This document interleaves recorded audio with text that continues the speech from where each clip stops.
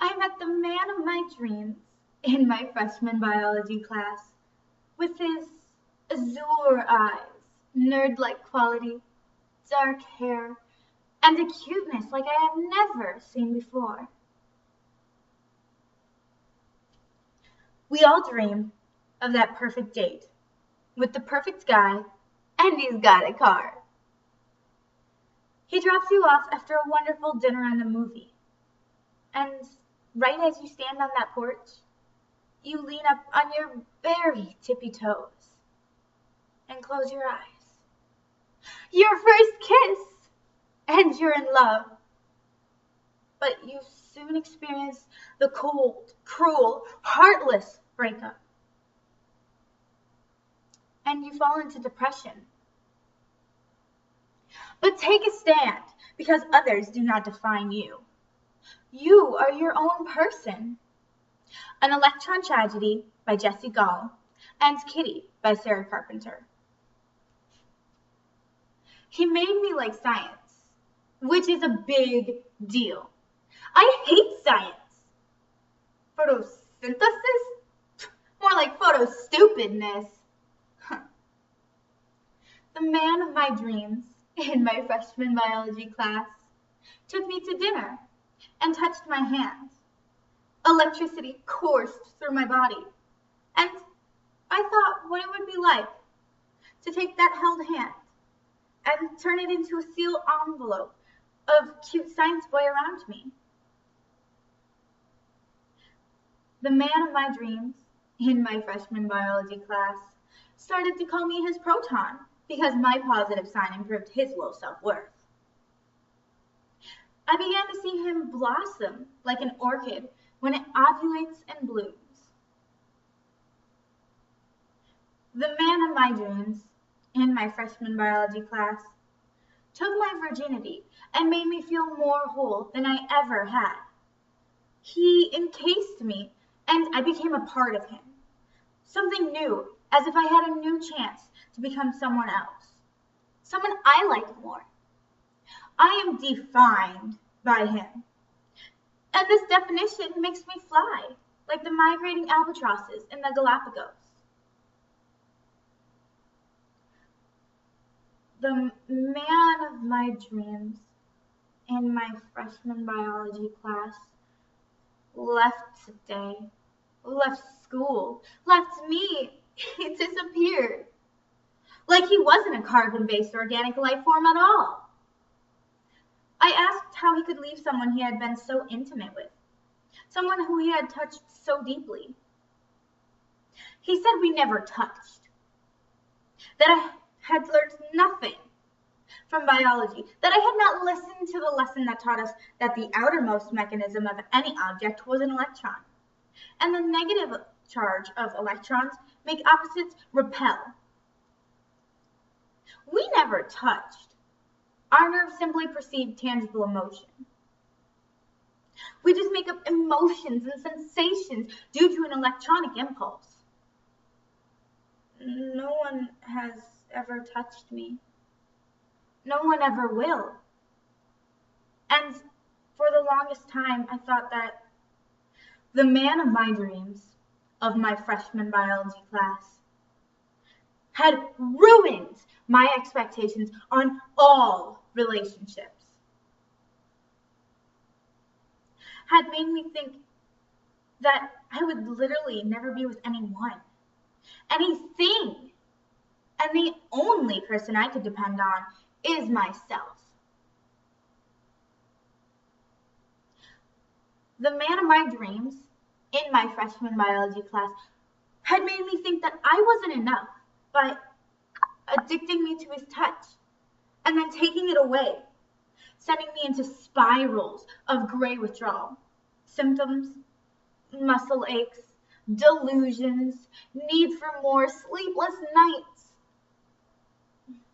But in the end, the man of my dreams in my freshman biology class had taught me that our physical connection, as non-existent as it was on a literal level, did not define who I was, and that I am so much more than those who think that I am worthy of an elemental release. The man of my dreams in my freshman biology class had taught me that it's nature's greatest tragedy that we can't be close. Never. The man of my dreams in my freshman biology class had made me love those electronic messages our nerds send to represent intimacy. Because when you are lucky enough to have them, it feels so good. Kitty by Sarah Carpenter. He used to called me Kitty, for what I thought were my pretty almond eyes, or my sweetly pursed lips puckered beneath my upturned nose. And perhaps his words weren't what I wanted to hear, but at least he was calling me Kitty. Short for Catherine, but who's counting? He could have called me Kate, Katie, or Kathy, but still, he called me Kitty. Seduced me with saucers of sweetie and sweetheart, shone down warm rays of baby and doll face, and tangled me in yards and yards of beautiful, until I could no longer move and would lie contented beside him. But each of my 9 lives would crumble and die, as we'd flail and fight, each denying any wrongdoing. In boxes lined with unpaid bills, catty comments, and other spilled milk issues left to curdle and sour on the floor. Then one night, as we walked the city streets, like howling like 2 strays fueled by the vapors of the moon, and the fight cut deep beyond the layers of old half-full cups filled with patches of fuzz and unfulfilled gas tank refill promises, and down to the bone, if you loved me, then you would, or I can't believe you could. Until he licked his lips and quipped, "You must be in heat, my sweet, but don't worry, I can make your kitty purr." With that, the hair on my neck reached for the moon, pulling my back up into an arch with it, and I snarled, "Don't call me Kitty. Call me Catherine the Great, whose love for lust brought powerful men to their knees. Call me Catherine of Aragon, whose cursed womb gave birth to future queens.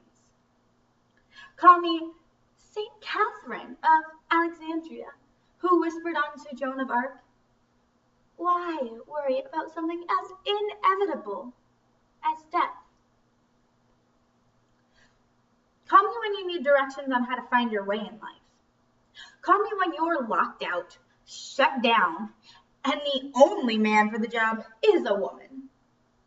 Call me when you can bench press 1,000 I'm sorries, not because I need to hear that I'm right, but because you need to know that I am a person capable of simultaneous thoughts and emotion, and not a creature who needs you to stroke my ego, feed my soul, or love me to survive. Say my name. Call it out like bingo in a packed gymnasium, so I can listen to it crawl from your throat, past your lips, somersault through the air, and stick the landing in my ear.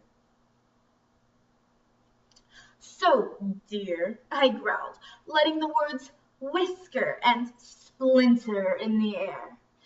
If you need love to come running at the sound of your silly little pet names, then I suggest you get a dog.